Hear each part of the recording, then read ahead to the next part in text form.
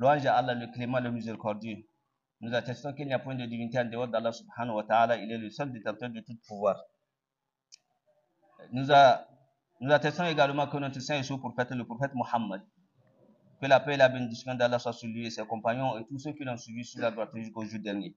Chers frères en islam, craignons Allah subhanahu wa ta'ala et remercions-le de plus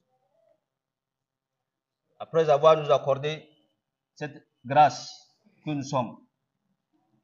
Bien sûr, en implorant la grâce d'Allah subhanahu wa ta'ala, on peut toutefois se demander quelle grâce. La première grâce dont Allah nous a accordé est la santé qu'il nous a accordée.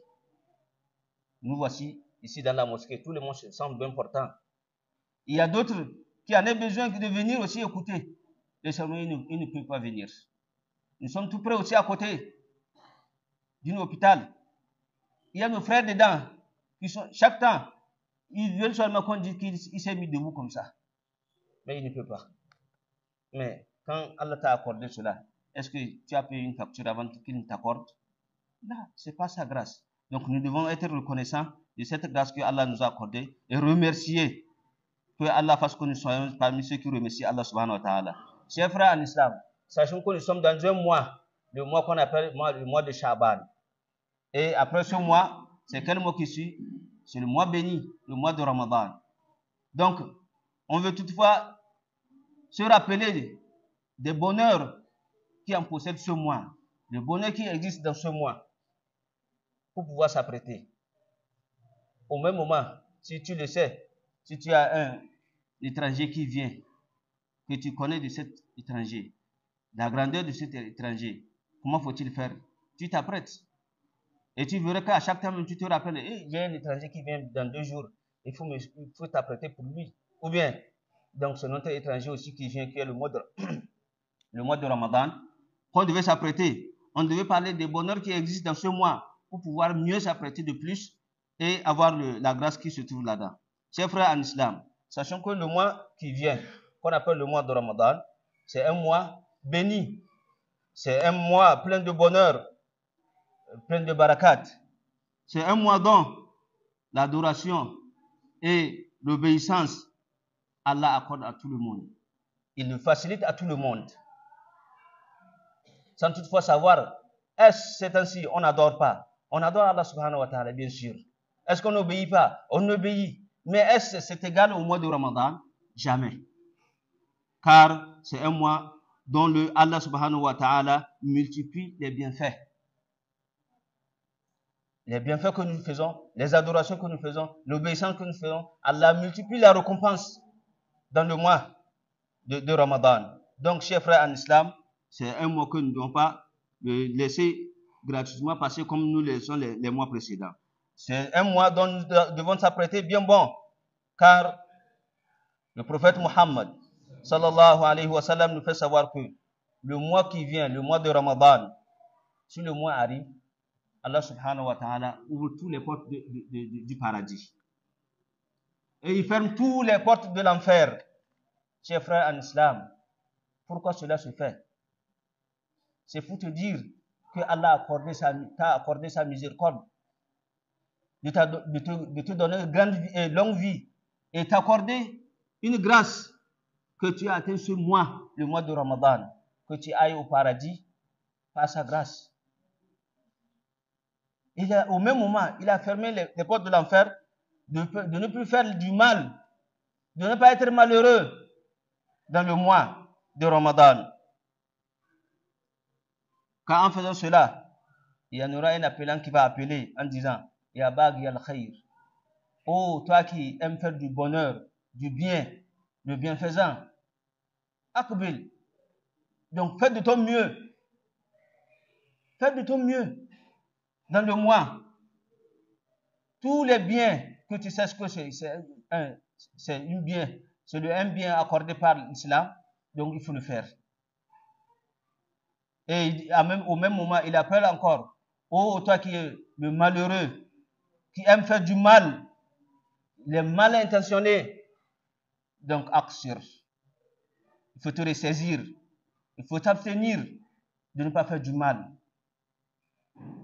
Chers frères en islam, Le prophète Mohammed, sallallahu alayhi wa sallam, nous dit ceci, que tout celui qui va jeûner le mois de Ramadan avec foi, avec une bonne intention d'avoir la grâce d'Allah subhanahu wa ta'ala, Allah va lui pardonner les péchés précédés.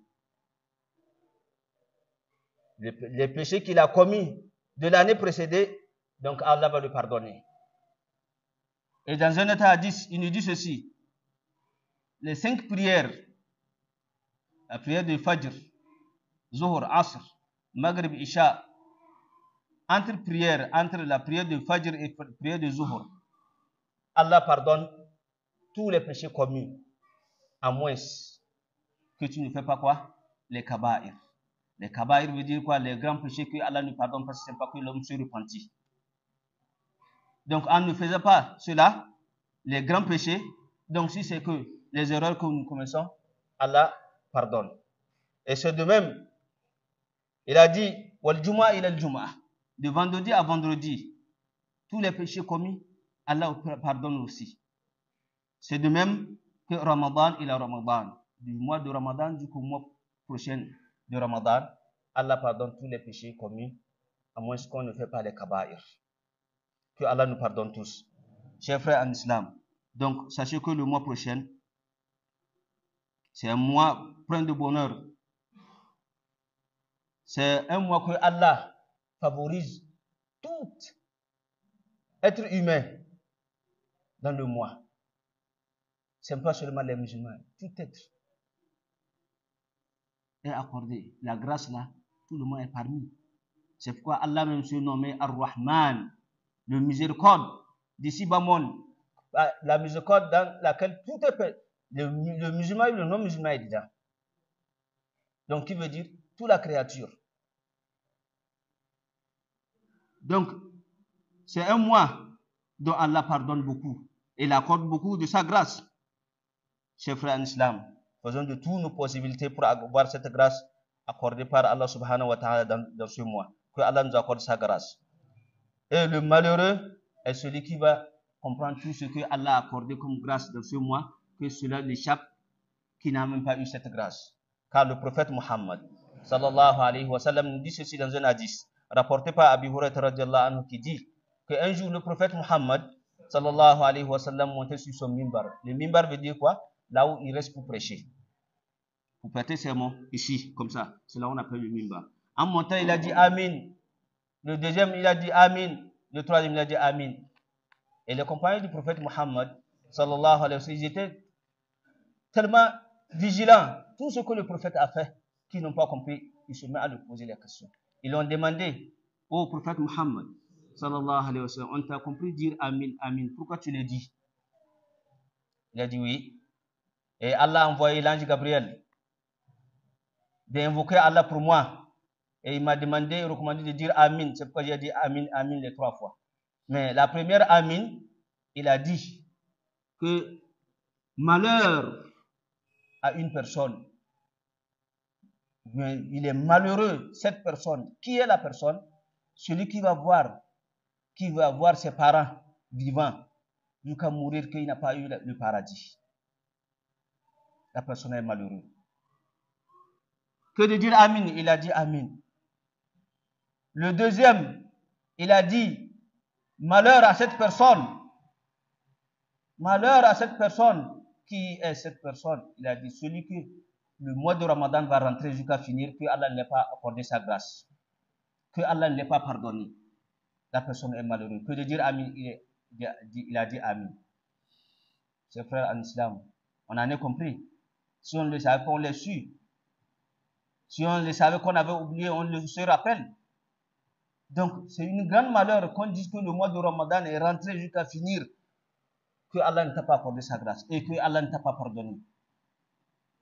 Et la troisième personne est celui dont on va employer le nom du prophète Muhammad, sallallahu alayhi wa sallam, qui ne dit sallallahu alayhi wa sallam, sans qu'il ne prie pour le prophète.